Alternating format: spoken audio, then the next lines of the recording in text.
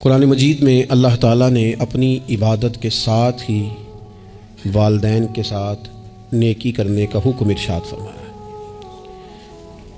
کئی جگہوں پہ قرآن مجید میں ارشاد فرمایا، سورہ بقرہ میں پہلے پارے میں فرمایا اللہ کے علاوہ کسی کی عبادت نہ کرو اور اپنے والدین کے ساتھ احسان کرو۔ والدین انسان کے لیے کتنا بڑا درجہ رکھتے ہیں، کیا ان کے ساتھ تعلق رکھنا، ان کی خدمت کرنا، ان کے ساتھ اچھے طریقے سے پیش آنا یہ ایک معاشرتی ضرورت ہے؟ کیا یہ ایک خاندانی تقاضا ہے یا اچھے اخلاق والے ہونے کی علامت ہے؟ نہیں، بلکہ یہ ایک دینی، روحانی اور ایمانی ضرورت ہے۔ کیوں کہ نبی اکرم نور مجسم صلی اللہ تعالیٰ علیہ وسلم سے جب پوچھا گیا تھا کہ یا رسول اللہ صلی اللہ تعالیٰ علیہ وسلم، ماں باپ کیا ہیں، ماں باپ کے بارے میں کچھ فرمائیے، تو حضور نے فرمایا تمہاری جنت بھی ہیں اور تمہارے لیے دوزخ بھی ہیں۔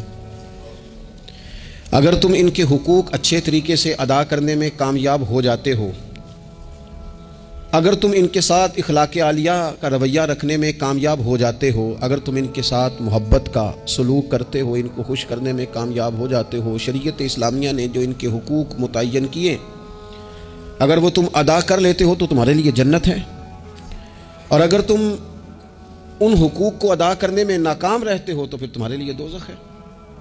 تو یہ ایک دینی، روحانی، ایمانی ضرورت ہے، اس کا ہمیں احساس ہونا چاہیے۔ ظاہر ہے ہم انسان ہیں اور والدین بھی انسان ہیں، ایسا نہیں ہو سکتا کہ ان کا رویہ ہمیشہ ہی ٹھیک ہو۔ یہ کیسے ممکن ہے کہ وہ کبھی خطا نہ کریں؟ یہ کیسے ہو سکتا ہے کہ کبھی ان کے رویے میں ترش روئی نہ آئے، وہ کبھی تلخ نہ بولیں؟ یہ بھی بہت ساری جگہوں پہ دیکھا گیا ہے، اور یہ 100% حقیقت ہے کہ بعض مقامات پر والدین انصاف بھی نہیں کر پاتے۔ لیکن ایک مسلمان بیٹے کو کیا حکم دیا گیا ہے، اور اس سے شریعت نے یہ مطالبہ کیا ہے کہ والدین کا جو معاملہ ہے، ان کا جو رویہ ہے، اس کے لیے وہ رب کی بارگاہ میں جواب دہ ہیں۔ ساری عدالتیں دنیا میں تو نہیں نہ لگنی، ایک عدالت صبح قیامت بھی تو قائم ہوگی۔ اگر وہ کہیں کسی مقام پر، کہیں جگہ پر وہ کسی غلطی کا شکار ہیں تو عند اللہ جواب دیں گے، ہم کیا کریں؟ تو حضور علیہ الصلوۃ والسلام نے فرمایا اگر تمہارے ماں باپ تم پر ظلم بھی کریں تو تم نے پھر بھی نیکی کرنی ہے۔ تمہارے رویے سے خیر ہی پھوٹنی چاہیے، تمہارے لب و لہجے سے ان کے لیے ہمیشہ خوبصورت رائے کا اظہار ہی ہونا چاہیے، تمہارے بازو ان کے لیے ہمیشہ کھلے رہنے چاہیے، اور تمہیں ان کے معاملے میں ہمیشہ اپنے رب کو جواب دینے کا تصور قائم رکھنا چاہیے، تمہارے اندر کہیں کمزوری نہ آئے۔ میں بڑی دیر سے اپنے دوستوں کی توجہ اس بات کی طرف مبذول کرا رہا ہوں کہ انسان کے ساتھ ہی ساری چیزیں رہتی ہیں، بیماریاں بھی، پریشانیاں بھی، کاروبار کا اتار چڑھاؤ بھی۔ انسان کے ساتھ دوستوں کی کبھی وفاداری، کبھی بے وفائی، کبھی بچوں کے مسائل، کبھی دیگر رشتہ داروں کے مسائل۔ اسے حکم یہ دیا گیا ہے، اسے سمجھایا یہ گیا ہے کہ وہ کسی ایک چیز میں الجھ کر باقی چیزوں کو بھولنا نہ شروع کر دے، کسی ایک پریشانی، ایک آزمائش کی وجہ سے اپنی زندگی کے سارے معاملات کو داؤ پہ لگانا نہ شروع کر دے، بلکہ وہ اپنے دل کو، اپنے سینے کو، اپنی طبیعت کو کشادہ رکھے۔ یہی معاملہ ماں باپ کے تعلق سے ہوتا ہے۔ ہم نہ ذرا دیگر کاموں میں بعض اوقات اس طرح کا الجھتے ہیں کہ اپنی اس اہم ذمہ داری سے ہم نظریں ہٹا لیتے ہیں۔ میرے نبی اکرم صلی اللہ تعالیٰ علیہ وسلم سے ایک شخص نے یہ عرض کیا تھا کہ یا رسول اللہ صلی اللہ تعالیٰ علیہ وسلم، میں نے نہ تیز دھوپ میں جلتی اور تپتی ہوئی زمین پر کئی میل کا سفر اپنی ماں کو اٹھا کے اس طرح کیا ہے کہ میرے پیروں میں جوتے نہیں تھے۔ اس پوری بات کو پھر سے آپ سمجھے بھلا میں نے کیا کہا۔ یعنی گرم زمین پر گرمیوں میں چلنا ایک انتہائی مشکل کام ہے، اور پھر گرمی اگر عرب شریف کی ہو اور صحرائی علاقہ ہو، اور پھر آپ نے ایک شخص کو بھی کندھوں پر اٹھایا ہوا ہو۔ یا رسول اللہ صلی اللہ تعالیٰ علیہ وسلم، گرم موسم میں گرم ریت پر ننگے پاؤں ماں کو اٹھا کر میں نے میلوں کا سفر کیا۔ خدا را میری بات کو تقریر نہ سمجھنا، یہ ایک غلام نے اپنے نبی سے سوال کیا ہے۔ اس سوال کی لذت کو محسوس کریں اور پھر جواب کا حسن ملاحظہ کریں۔ عرض کی حضور، بڑا میں نے سنا ہے کہ ماں باپ کی خدمت کا حق ادا کرنا چاہیے، تو وہ میں کوئی حق ادا کر سکا ہوں، کوئی خدمت کر سکا ہوں؟ اس نے کہا میں نے میلوں ننگے پاؤں تپتی زمین پر صحرا میں سفر کیا ہے، تو محبوب کریم نے بھی اسے سبق یاد کرایا. اس نے اپنی طرف سے خدمت بتائی تھی تو حضور نے ماں کی شفقت بتائی. فرمایا جب تو پیدا ہوا تھا تو تیری ماں کو درد کے جھٹکے آئے تھے. وہ جو جھٹکے آئے تھے نا، ان جھٹکوں میں سے اب یہ ایک جھٹکے کا بھی تو حق ادا نہیں کر سکا. وہ جو درد کے جھٹکے تھے، وہ جو تکلیف تھی، کتنی مائیں دوران زچ کی دنیا سے چلی جاتی ہیں.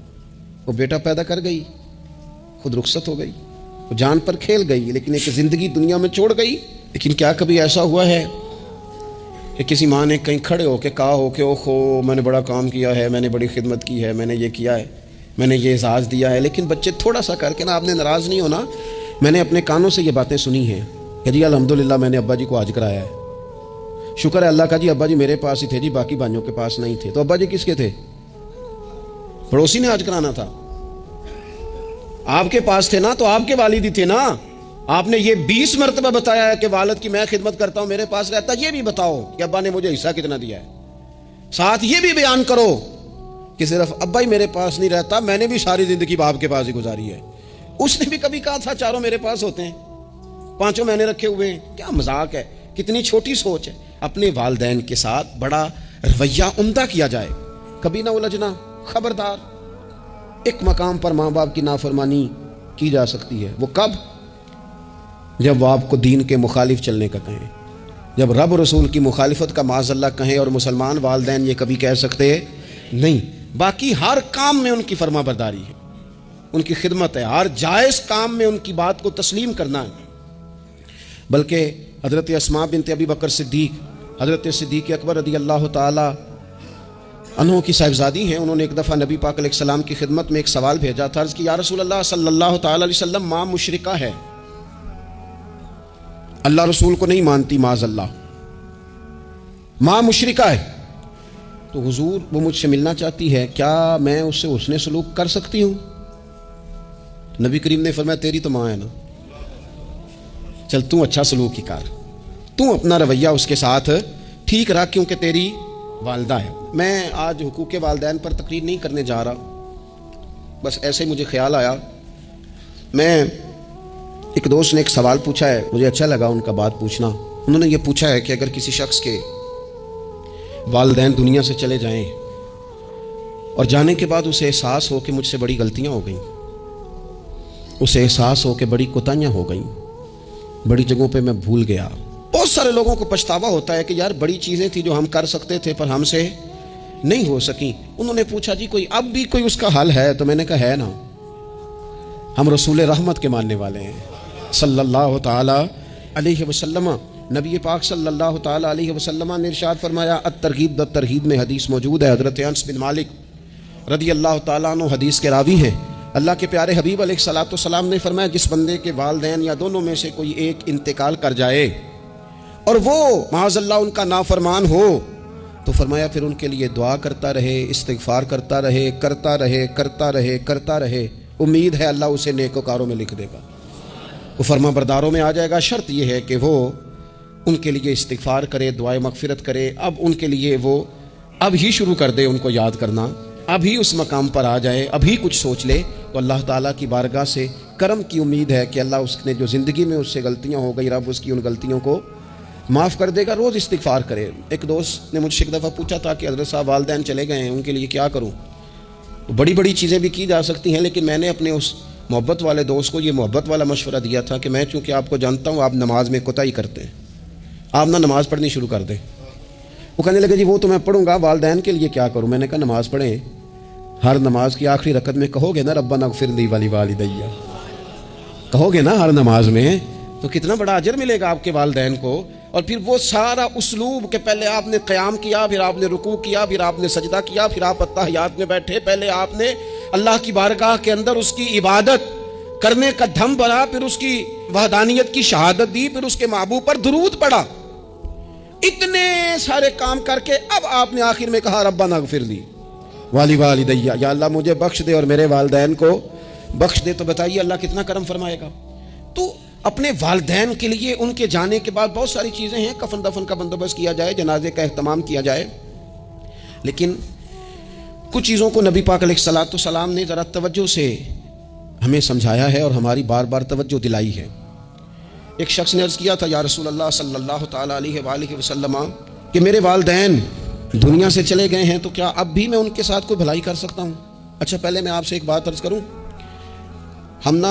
ہمیں موقع ملتا ہے ختمات شریف پہ جانے کا، ایصال ثواب کی مجالس میں حاضری کا، اور پھر اللہ تعالیٰ یہ بھی موقع دیتا ہے کہ بعض اوقات مسلمانوں کے لیے دعا کرتے ہیں اور ہمارے ذمے لگا دیا جاتا ہے کہ جناب اتنا ایصال ثواب کرنے کے لیے اہتمام کیا گیا ہے تو یہ آپ کر دیں۔ تو ہم پتہ کیا کرتے ہیں، ہم کہتے ہیں کہ جناب جانے والے کا نام بتاؤ، نام بتاتے ہیں تو ہم فلاں بن فلاں کہہ کے جو نام بتایا جاتا ہے ان کے لیے دعا کر دیتے ہیں، لیکن جب والدین کے لیے دعا کرتے ہیں پھر نام تو نہیں نہ لیتے، پھر کیا کہتے ہیں یا اللہ میرے والد کو بخش دے، میری والدہ کی مغفرت۔ اس کا مطلب ہے وہ دنیا سے چلے گئے، آج بھی ماں باپ ہیں، وہ رخصت ہوئے، انہوں نے پردہ کیا، ان کی روح کا رشتہ ٹوٹا ہے پر تیرا رشتہ ان کے ساتھ آج بھی قائم ہے۔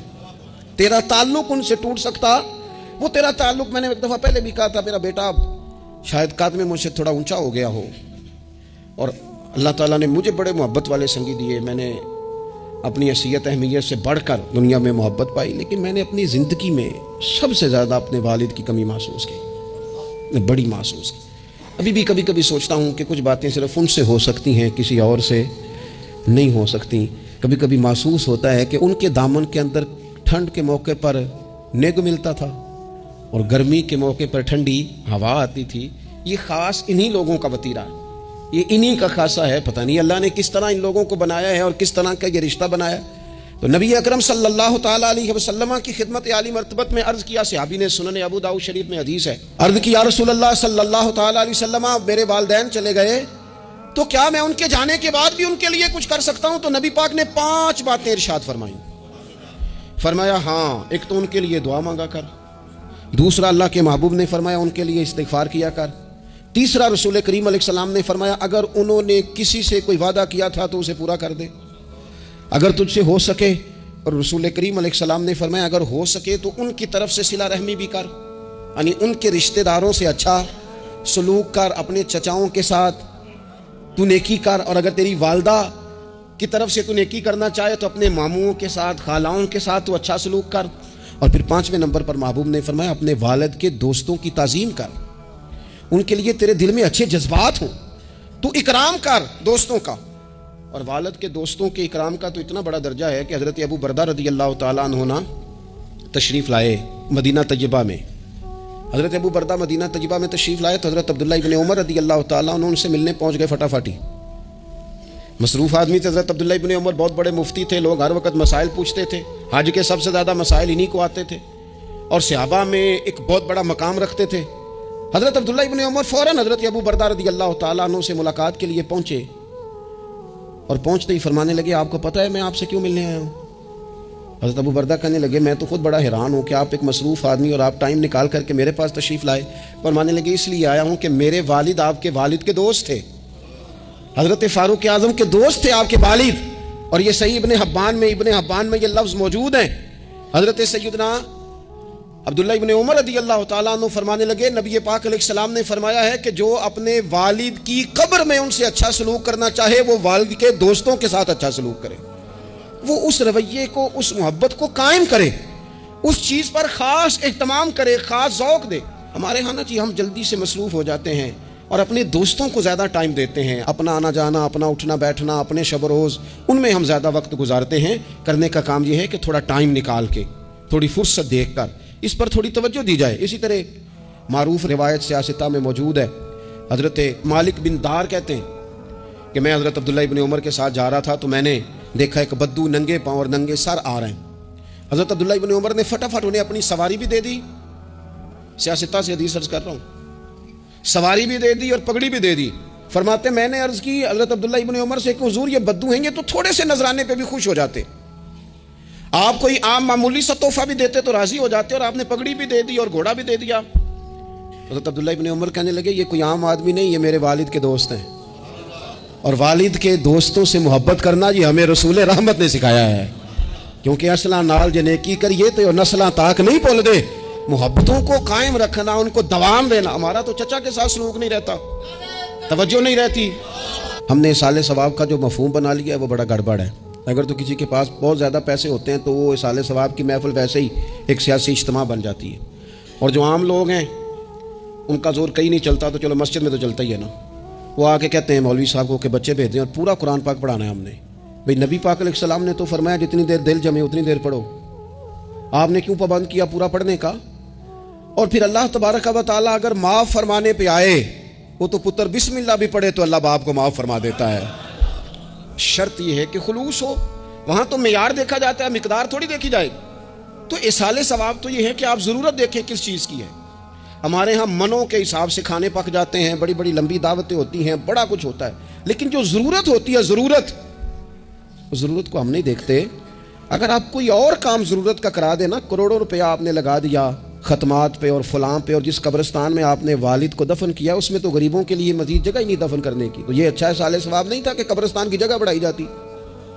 یہ اچھا اصال ثواب نہیں تھا کہ مسجد کا ماحول دیکھا جاتا، علاقے کے غرباء پر نظر کی جاتی، وہ لوگ جو بیچارے قرض کے نیچے آ کے پوری طرح دب گئے ہیں، نفسیاتی مریض ہو گئے، ان غریبوں کو دیکھا جاتا؟ یہ اصال ثواب نہیں تھا؟ آپ دیکھیے حضرت سعد رضی اللہ تعالیٰ عنہ نے حضور کی بارگاہ میں عرض کی، یا رسول اللہ صلی اللہ تعالیٰ علیہ وآلہ وسلم، میری ماں ایک غلام آزاد کرنا چاہتی تھی، اگر میں ان کی طرف سے وہ غلام آزاد کر دوں. موطا امام مالک میں روایت موجود ہے، اب غلام آزاد جب آپ کر دیتے تھے نا، آج کل تو غلام بکتے نہیں، لیکن ایک قسم غلامی کی آج بھی ہے، بتا دوں آپ کو. وہ جو بندہ ایڈوانس نہیں لے لیتا بیچارہ 4 لاکھ روپیہ، پھر اس کو تنخواہ بھی پوری نہیں ملتی، پھر اس کی جان بھی نہیں چھوٹتی، وہ کہیں اور جا بھی نہیں سکتا. بھئی آپ ایڈوانس دیں گے کسی کو، اس کو خرید تو نہیں نہ لیں گے، اس کی مجبوری تو نہیں نہ خریدیں گے، اللہ کو ناراض تو نہیں نہ کر لیں گے. آپ ایڈوانس دیں لیکن پھر اسے تنخواہ بھی تو اتنی دیں جتنی معاشرے میں روٹین سے ہوتی ہے. یا رسول اللہ اگر میں غلام آزاد کر دوں اپنی ماں کی طرف سے، چل تو بھی کسی کو ایڈوانس معاف کر دے ماں باپ کی طرف سے، چل تو بھی کسی کو چھوڑ دے قرضہ ماں باپ کی طرف سے چھوڑ دے، کچھ نہیں ہوتا.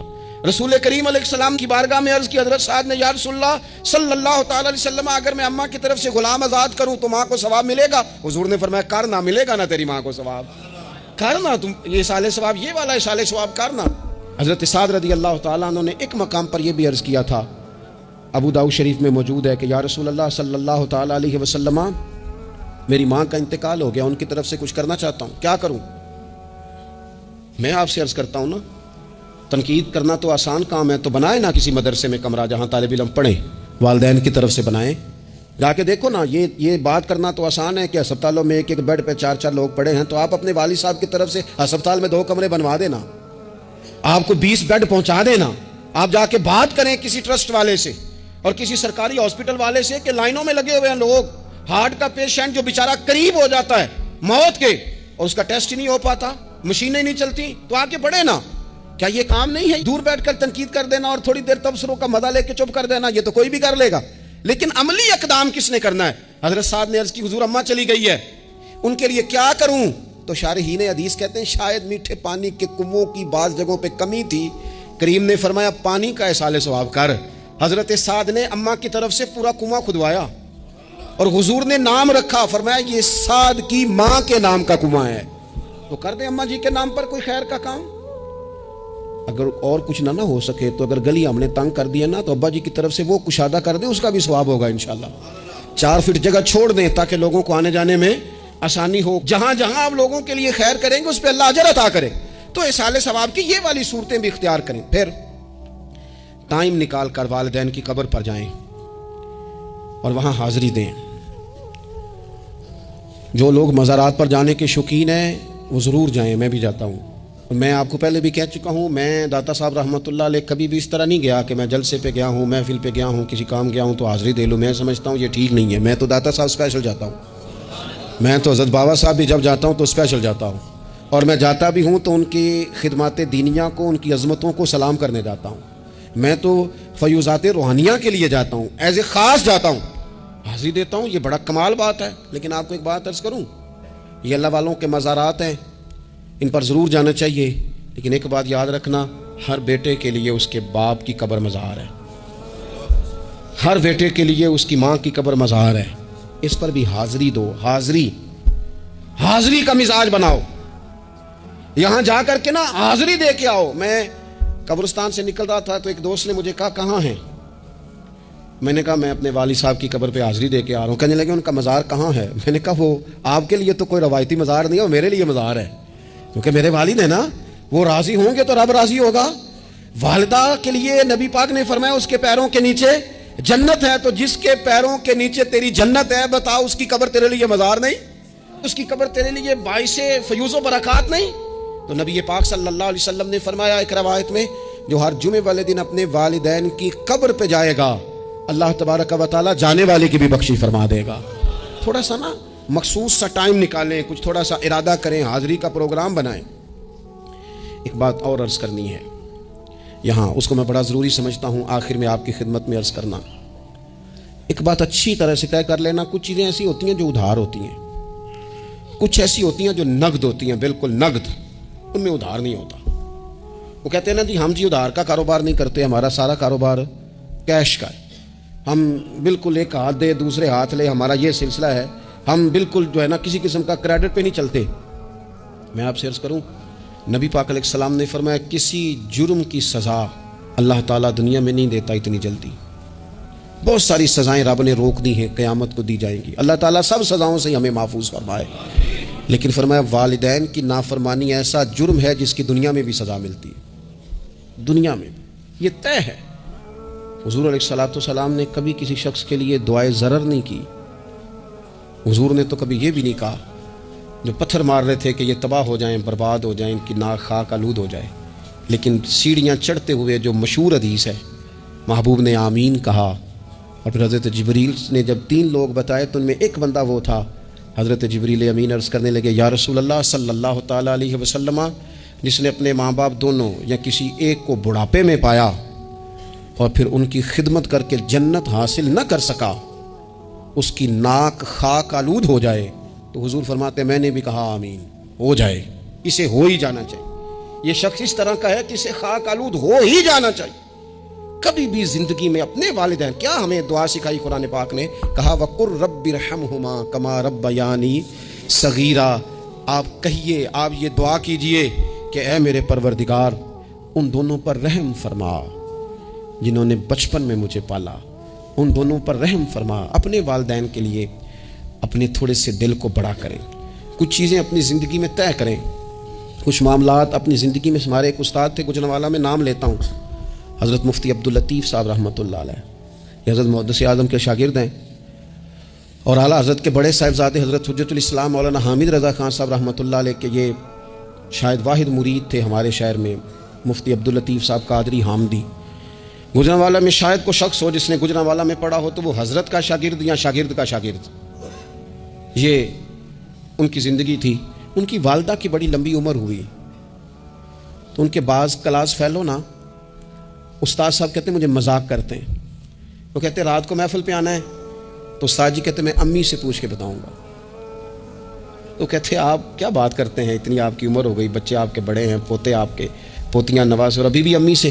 فرماتے ہیں اماں بوڑھی ہیں، ضعیفہ ہیں، میں نہیں نہ ہوتا تو پریشان ہو جاتی ہیں، دیر سے آتا ہوں تو سو نہیں پاتی، امی سے پوچھ کر بتاؤں گا۔ او دوستو، یہ لوگ شاید آج اسی لیے ان کے مزارات سے خوشبو زیادہ آتی ہے، شاید اسی لیے لوگ ان کا نام ممبروں پہ لیتے ہیں، جمعوں میں تذکرے کرتے ہیں، شاید اسی لیے ان کے لیے دعائیں زیادہ ہوتی ہیں، شاید اسی لیے ان کی اسناد زیادہ چلتی ہیں۔